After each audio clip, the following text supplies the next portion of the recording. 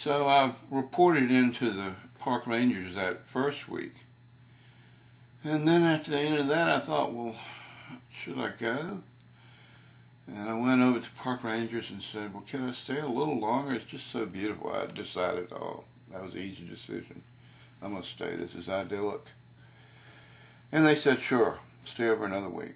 So I stayed a second week and did about the same thing. Go bathe in the Merced River, wash my clothes, go around looking for cans and bottles, go exploring, and then end up at the park store there and bought some bologna and bread and cigarettes or rolling tobacco, whatever I needed for that, and maybe some beers.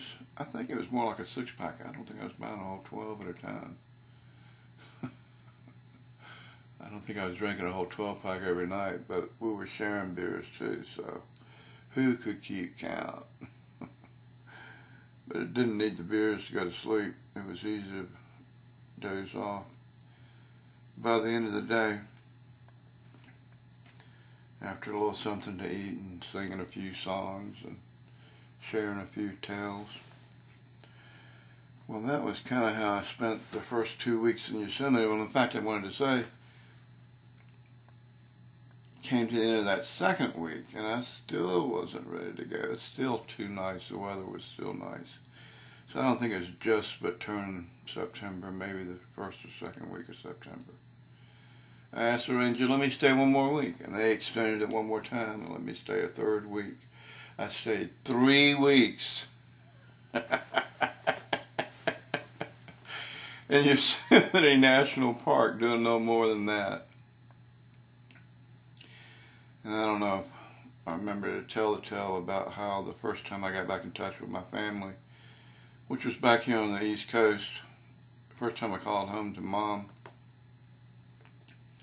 was when I was there in the Yosemite Valley. And I wanted to say again a thanks to that gentleman that first met me, greeted me there in Yosemite. I found out after talking with him for a while that he was a social worker, that was his regular job, that he was up with his family up from Los Angeles vacationing there in Yosemite, and that his normal job was a social worker. I guess that's why he didn't mind taking me on as a project, a personal project.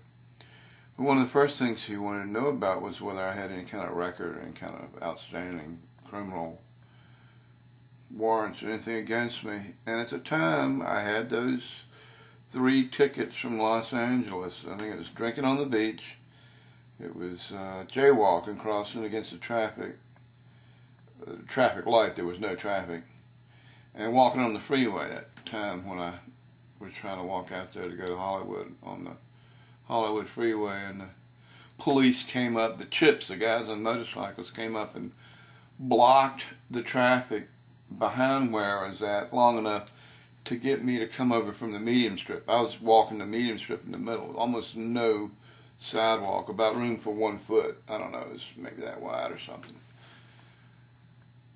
I was real close to traffic. Traffic was zooming by me, just inches away, and crazy. I shouldn't have been doing it. But anyway. So I had those 3 tickets that I never paid. I'd been giving them tickets like they were traffic tickets, I guess. They had that kind of weight, you know, jaywalking and walking on the freeway and drinking on the beach. They don't take you to jail for those kind of things unless you get belligerent, try to assault a police officer. Then it's a whole different level of crime, but I didn't do any of that, so he asked me about it, and I said, well, I think I still got those 3 tickets out. And he said, oh, well, okay, well, let me see what's going on, and I'll try to take care of it. And I don't know whether he paid them, or whether he pulled some strings, or had them dropped, or whatever. You know, I didn't have any money to pay for them.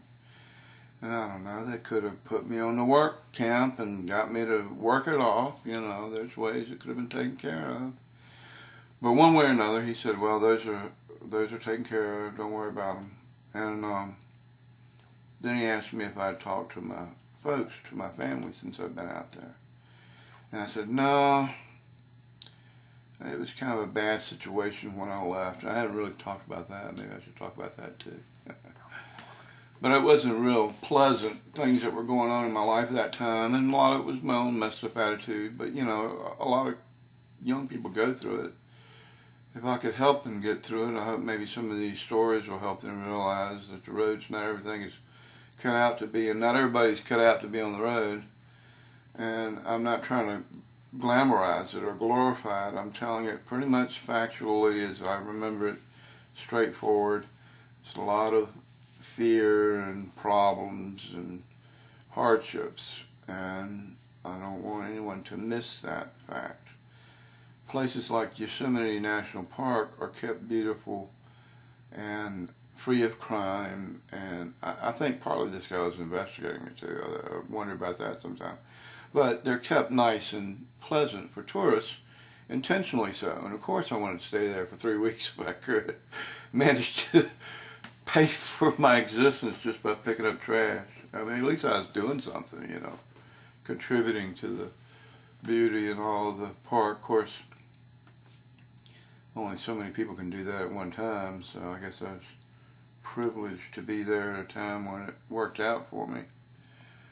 But long story short, he helped me out on a lot of things like that and got me to call my mom for the first time from when I'd been on the road. This would have been when I first got to Yosemite. I think maybe it was mid-August of 1981. And I had left Danville, my hometown, where my mom and dad were. I had left there at the end of May. I think it was like the 22nd, 23rd of May of 1981. So it had been June, July, August, last part of May to the last part of August, about 3 months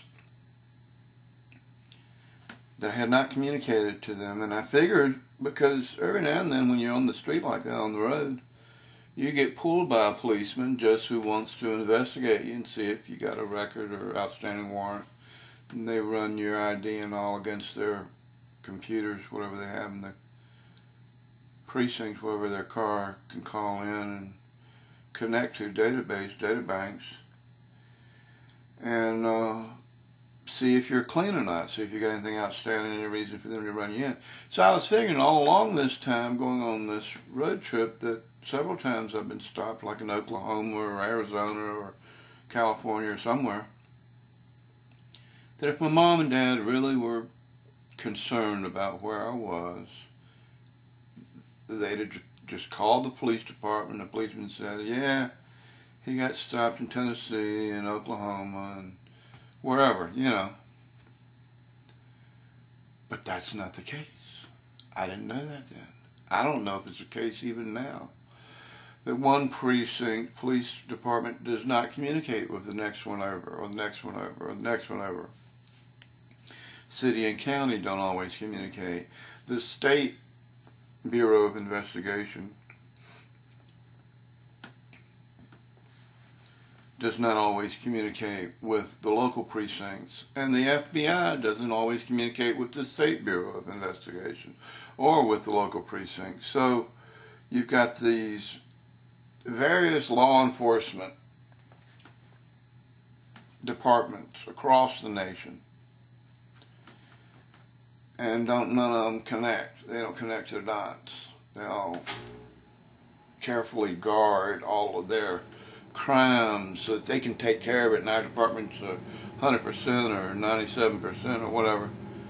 We solve all our cases, and we don't use any outside meddling or people coming in. And I don't know why. It's just the culture of that sort of work, I guess.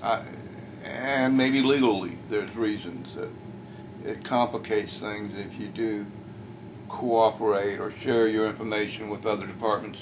But at the time I thought, well, all of these different precincts ought to be talking to each other. All of them across the United States ought to have a mass database where no matter what kind of crime it is, it just gets into the little file, into the database, and anybody can look it up anytime. Ought to be. This would really help them track criminals going across borders, whether it's a serial killer or rapist or robbers or whatever. If you could connect the dots, then you'd see a whole pattern of crime and be able to track down individuals a lot more easily if you had that additional data, that additional information. And you'd have to write programs and all for the computers to be able to filter the data, use certain MOs and stuff to filter it down to similarities of certain crimes. But you'd be solving all kind of stuff. You'd be solving left and right. And I don't know that to this day that they do that, and they ought to be doing it. I thought about it then that they ought to be doing it, and that was 1981. I don't know if they're doing it yet, but they should be. I don't know if I mentioned this also when I noticed that libraries, public libraries in various cities and towns are different. Each one has its own collection, has a different set of the main books that they keep, as well as maybe different periodicals and such. In Phoenix or Tucson, Arizona, they've got the newspaper there and the newspapers from nearby around, and maybe some national newspapers like the New York Times, the Washington Post, or whatever. But they don't have the Danville Register and Bee or the Richmond Times Dispatch, or maybe they do have one or two of those, but they don't have the Philadelphia newspaper or Chicago Times or whatever newspapers they have. One library would find it difficult to have all those, and I'm not sure if the Library of Congress in D.C. has them all. They may. They supposedly have all the publications, don't they? Maybe not all the periodicals, but all the books or something. I don't know. But I thought about that too. If each library's got a different collection, and although there's lots of books that are the same, there's probably a quarter or a fifth or a sixth or a tenth of their collection that's sort of unique, that not many other libraries have those particular books. But like certain authors, probably nowadays you'd have entire collections of Stephen King, but do they all have entire collections of Ardeen Kuntz or of Clive Barker or of Peter Straub or other authors in the same genre? You know, your horror genre. I was naming authors of the horror books. Some might have them all, but some may only have a few of the early works and most of the later works. And so if you wanted to get a particular volume from their early career, it might not be in every library for every author. Anyway, so I noticed that too, and I said, well, wonder if you could create some sort of communication network where, at that time there was no internet, by the way, or if there was, it was mostly just where colleges shared information back and forth in more or less educational, institutional version of it. Scientific driven, a lot of it, where there's research facilities would share information. And see, they were the ones that started it, so that just shows at least they're open-minded enough to share information. That's part of why science is so good. They let each other look at each other's results and try to reproduce them or try to debunk them to find out whether or not it's genuine, until they test it back and forth until they can figure it pretty much is or pretty much isn't. And that's a good thing about science. It's rigorous that way. It's critically examined and welcomed to be critically examined that way. Anyway, all my little side tangents and much talking.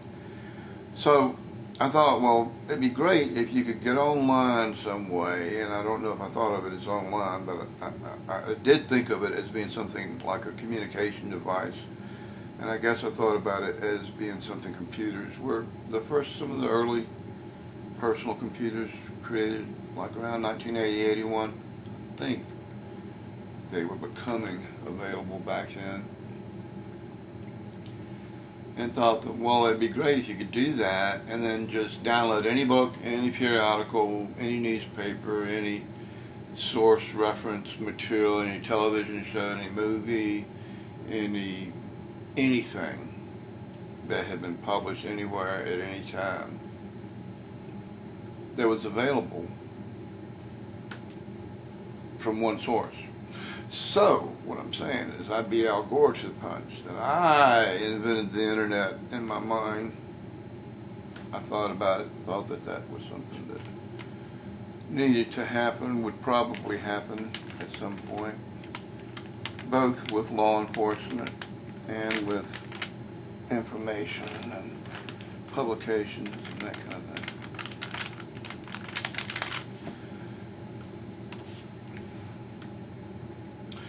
So, when I was out there, at first I was mad at my parents. I was mad at them and kind of going out on this road trip incognito so that they wouldn't find me. I didn't want them to find me. I didn't want them to meddle anymore. And sure, they were meddling because they thought they knew best for me, but I think there were definitely things where they sabotaged my early adulthood. They didn't allow me to do some things that would have been beneficial. And part of that was because they wanted to retain control, or they were jealous, or they were just ignorant, didn't know any better, uninformed. And that's not their fault either. I'm not trying to blame them at this point in my life. And in fact, where they were wrong against me is probably way outweighed by where they were right trying to help me. And I think most of it, if anything, could be chalked up to my own headstrongness and desire to figure out a better way, because the system, the way it's set up, was not very good. It still isn't. Young people today still have a hard time, and rightfully so. They are upset and rebel against it and try to find a different way to do things until the system is full of it and that it's not doing things well enough. And if we'd listen to them once in a while, we probably could solve some problems. Although, granted, the generation right before the next new generation rebels that's finally settled down and gotten a job has already been through a lot of what the next generation is starting to go through, and they're still fresh enough that they're still trying to change some of those things. So some of those things do change, but it takes a long time, and there's a lot that still needs to be done. And so anyway, I was going through some of that when I left home, and I didn't want my parents to find me, at least not at first. And so it had been three months or so from when I left. And this kind, generous man was showing me that the whole system hadn't messed up, that those petty little traffic tickets got forgotten, or he paid for them, or whatever way it was taken care of. I mean, the guy was no doubt a very generous person, looking out for someone at the time who had little means. And so his asking me to call home was the right thing, and it was the right time. And my parents didn't deserve to just wonder whatever happened to their 25-year-old son, 24, 25. I think I was maybe 24 and turned 25 that summer. It was 81. Yeah, that would have been the summer I turned 25. I believe that's right. Anyway. So he arranged for it all and paid for the call. And I called my mom, called home. And I remember her at first being kind of confused, like she didn't know who it was. And so I kind of had to reassert, maybe just to help her be confident it really was me.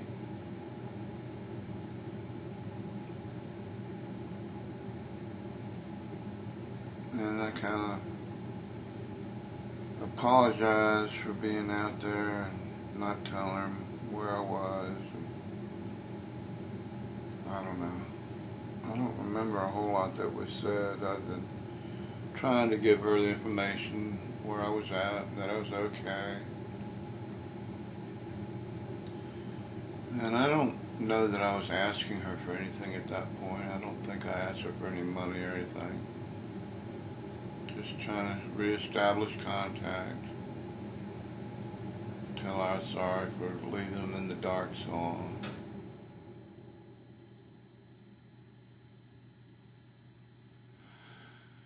And I guess I'd hurt him pretty bad, so I don't know what her reaction was exactly. I don't remember exactly. Although I believe that she was probably happy to hear from me. I didn't have anything good to report. Wasn't able to tell them, hey, got myself straight, got me a job, apartment, got a girlfriend, got plans for the future. 24 years old, you're supposed to be doing something with your life. Didn't really have anything I could tell that was particularly positive other than I was okay. I was safe and unharmed.